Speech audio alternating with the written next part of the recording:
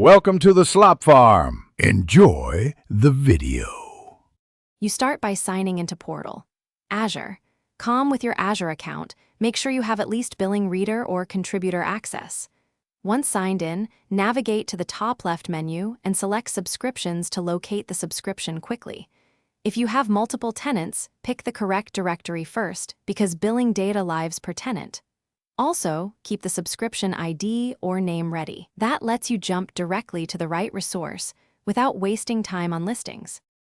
Once done, open Cost Management plus Billing and select the subscription you want to inspect. Choose Cost Analysis or Usage plus Charges to view current consumption. Set the date range to month-to-date or custom range depending on what you're checking. Apply filters, group by service, resource, or location to see which items drive costs.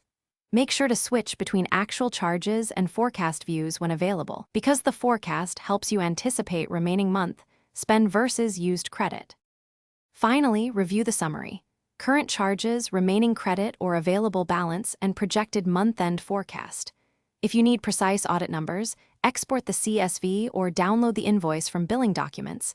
This gives you line item charges.